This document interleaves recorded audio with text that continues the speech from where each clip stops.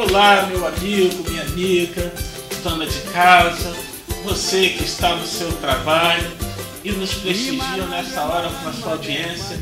Mais uma vez o nosso abraço, porque estamos começando mais uma vez com o nosso programa A Voz do Povo com Rogério Bernardo. Porque aqui você sabe que o povo tem voz, você sabe que o povo tem vez. E por falar do povo, nós queremos começar com uma triste realidade que tem acontecido no nosso país, né? Que é a pandemia do coronavírus. Nós temos visto que isso tem se tornado um transtorno para a população brasileira, um transtorno para a população do estado do Espírito Santo e também um transtorno para a população dos municípios, né, do estado do Espírito Santo, assim como também inúmeros municípios pelo país afora. Nós vemos que tem crescido, né, assustadoramente os casos de infecção, né, por meio do Covid-19, que é essa espécie, de certa forma, de gripe que derivada, né, ali iniciada na China e depois que transportou as barreiras, as fronteiras, né, os continentes. E a gente vê que chegou aqui no Brasil, é uma realidade, né? E uma realidade que nós temos que estar preparados. O país ele precisa se preparar, embora não há ainda a medicação adequada, não há ainda vacinas que foram feitas, né, para isso, mas a população ela tem seguido as orientações da Organização Mundial da Saúde, OMS, tem seguido as orientações impostas pelos governos, né, governadores, né, também aqui dos municípios, notadamente no município de Guarapari, a orientação da Secretaria de Saúde através do prefeito municipal. Mas nós vemos que com todos esses trabalhos que estão sendo feitos, mesmo assim tem aumentado ainda o número de casos. E a população precisa estar atenta, fazendo o seu papel, precisa estar vigilante, porque saúde, né, é o bem maior que temos. Sem saúde ninguém trabalha, sem saúde ninguém estuda, sem saúde você não consegue nada, não é isso? Traz entristecimento para as famílias. Então precisamos cuidar da saúde, fazendo a higienização. Realmente a população precisa estar consciente quanto a isso, fazendo a higienização constantemente, né, lavando as mãos com água e sabão. Precisa também estar higienizando com álcool em gel, precisa estar fazendo uso, né, da máscara protetora quando você está em contato constante, às vezes com as pessoas, né, indo nos supermercados. Então a sociedade precisa fazer o seu papel, porque realmente isso aí é uma realidade e nós não queremos perder os nossos entes queridos, os nossos familiares. Então é uma questão de conscientização. Então vamos se conscientizar, pessoal, fazendo o nosso dever, porque precisamos estar muito unidos nesta hora para combater esse vírus, né, tão mortal que infelizmente está acometendo muitas famílias. Nós já vimos, né, recentemente o gráfico a nível de Brasil passou-se dos 5.000, né, já o número de óbitos ocasionado por essa enfermidade que é o coronavírus, a Covid-19.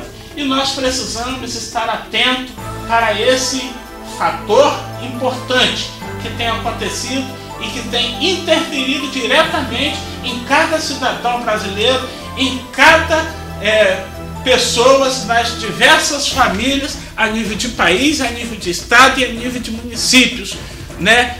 Precisamos estar atentos e dar a nossa contribuição, como aqui falamos. E também, né, não podemos deixar de falar que, aliado a esse acontecimento, que é acontecimento de ordem nacional, né, nós temos visto que o governo ele tem feito também, dado a sua contribuição para tentar reduzir o impacto com a contribuição, com o auxílio emergencial no valor de R$600, né, para cada família, né, de acordo com a qualificação ou com o atendimento dos requisitos estabelecidos pelo governo, para que todos nesse momento de grande dificuldade tenham condição de manutenção mínima da sua subsistência, da sua dignidade, que é poder comprar a sua cesta básica, poder ter a sua contribuição. Agora, queremos deixar um recado também para o governo do estado, notadamente aqui o governador do estado do Espírito Santo, que além da questão do medicamento, de leitos de hospitais, precisa também ter uma contribuição, né, mínima para ajudar as famílias nesse momento. Então, senhor governador, fica aqui a nossa sugestão. Se o governo federal ele contribui com R$600, por que o governo do estado não contribui também no CRIO Auxílio Emergencial Estadual e contribui com R$300, pelo menos para ajudar as nossas famílias capixabas? Pode não ser muito, mas 600 do governo federal, mais 300 do governo estadual estará ajudando muito essas famílias. Essa ajuda será muito bem-vinda. E também aqui, por que não o senhor prefeito do município, nosso aqui do município de Guarapari, não contribuir também dentro da sua proporcionalidade com R$150 para ajudar o trabalhador? Porque aí, se a gente for observar, olha, 600 do governo federal, 300 do governo estadual, já seria 900. Mas 150 do governo estadual seria 1.050, ou seja, um salário mínimo, aquilo que a Constituição prevê, que a CLT prevê para o cidadão como a subsistência, pelo menos um salário mínimo, já se diz, é mínimo, mas que iria ajudar muito a população. Então, às vezes, é natural a gente vermos críticas a respeito do governo federal, mas por que o governo estadual também não contribui? R$300 por mês, observa isso no orçamento, né? Porque é para a vida, é para a subsistência, é para dar dignidade. A gente vê que agora está voltando com a questão do comércio, né? Em algumas cidades foi autorizado, isso tudo é muito importante. Mas é importante também essa contribuição. Então dá contribuição de R$300, seu governador. Ajuda realmente, se ama o povo capixaba, ama as famílias capixabas. Então dá essa ajuda, essa contribuição, R$300 por mês para cada família, também dentro dos requisitos.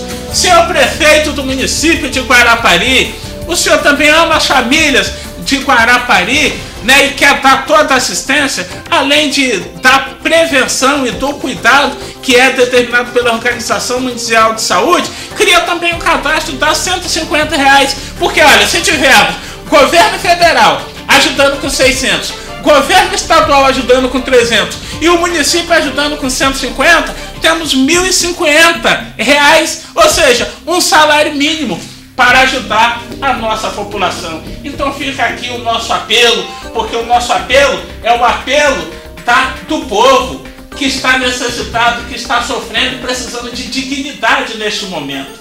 Então, nosso apelo para os nossos gestores é porque representa a voz do povo, porque aqui o povo tem vez, o povo tem voz. A voz do povo com Rogério Bernardo, para que o povo seja ouvido.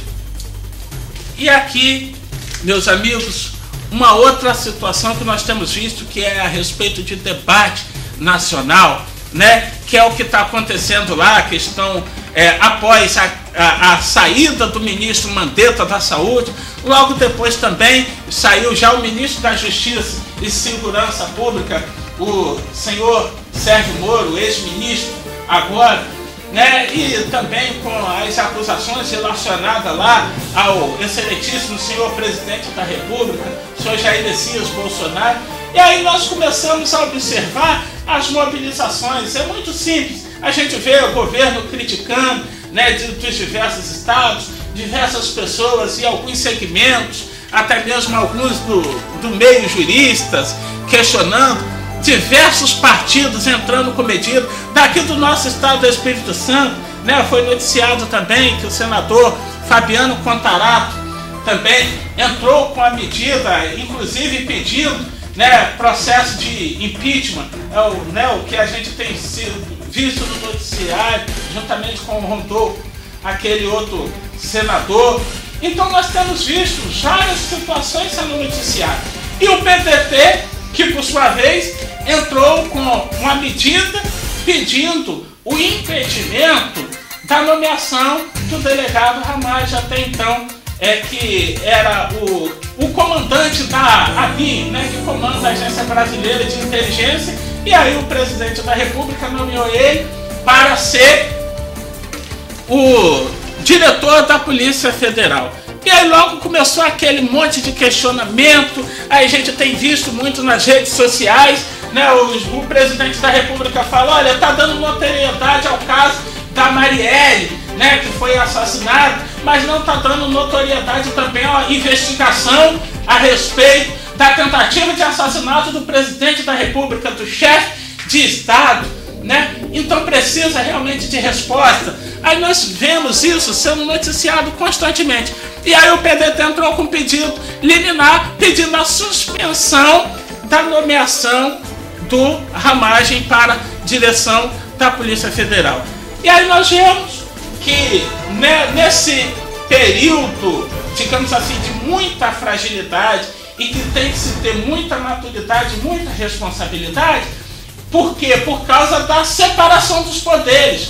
Porque nós temos que observar que os poderes da República, eles são independentes, mas harmônicos entre si.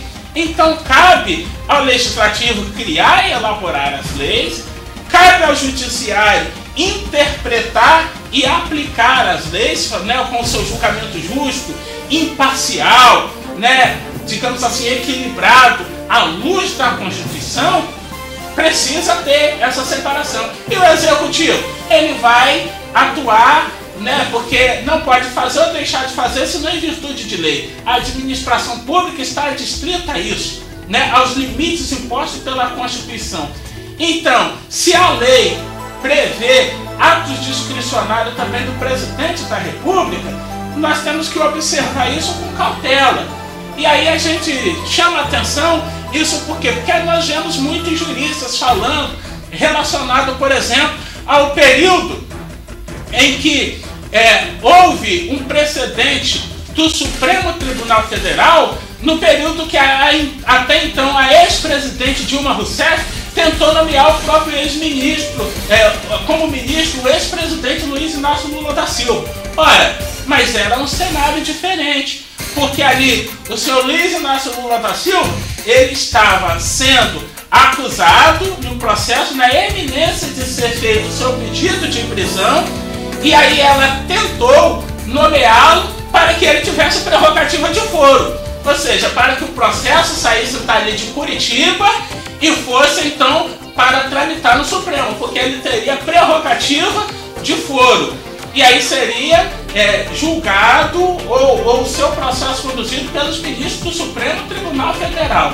Aí agora, nessa situação do Ramagem, com toda a vênia e com todo respeito, né, ao ministro do Supremo, Alexandre de Moraes, que inclusive eu falo, né, que era um dos bons doutrinadores do Brasil, inclusive na época de faculdade eu já lia os seus livros de direito constitucionais, mas que às vezes me surpreendeu com a decisão.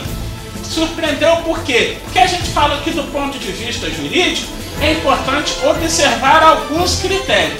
Ora, se ele serve para comandar a Agência Brasileira de Inteligência, a ABIN, por que não poderia comandar a direção também da Polícia Federal? Né? Aí nós começamos a observar essa questão. Por quê? Porque com o agente eu falo que há uma diferença em relação àquela nomeação, porque a suspeição era iminente. Se ele fosse nomeado como ministro, aí iria ter realmente a questão de mudança de prerrogativa de foro. Ou seja, ele estaria já sob o foro do Supremo Tribunal Federal e não da Justiça Federal comum em Curitiba. Seria uma mudança de competência. Aí estaria, sim, claro, assim, a tentativa de manobra. Agora, em relação ao presidente, somente porque, hipoteticamente, os filhos deles poderiam ser beneficiados. Ora, veja, mas não foram.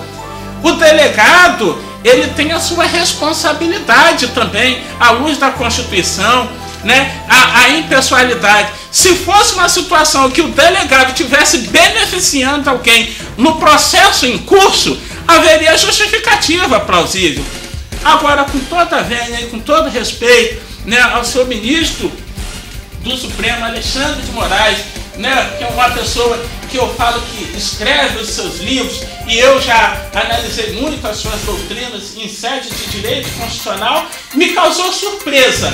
Me causou surpresa porque se ele é competente para comandar a Agência Brasileira de Inteligência, não seria menos competente para comandar também a Polícia Federal. E também lançar sobre um agente público, um delegado sério de Polícia Federal, que até prova ao contrário não tem mácula, lançar uma suspeição sobre ele, sem que ele tenha a oportunidade de comandar por questão de uma situação hipotética proposta por um partido político, aí seria, ao meu ver, uma violação até mesmo ao direito dele de ser promovido. E hoje nós vemos que a promoção, ela ocorre também de forma política. Inclusive, foi indicado como ministro do Supremo, o senhor ministro, por questão de política, por indicação. E aí não poderíamos falar da amizade dele com determinados grupos políticos. Então é preocupante isso, e eu espero que Deus dê muita serenidade ao nosso Supremo, ao nosso ministro Alexandre de Moraes, né, para que ele possa analisar com cautela essas questões, porque são questões sensíveis à luz da Constituição, e precisa também ouvir o pleno do Supremo Tribunal Federal, né, uma decisão colegiada, não monocrática, para que não venha causar estranheza e também interpretação de forma diversa daquilo que é o ideal para a Constituição. Ou seja, interpretação conforme, mas tem que ser conforme a Constituição Federal e todos os seus dispositivos. Nós vamos para um rápido intervalo comercial e voltamos já, viu, meu amigo e minha amiga? É 1 minuto só.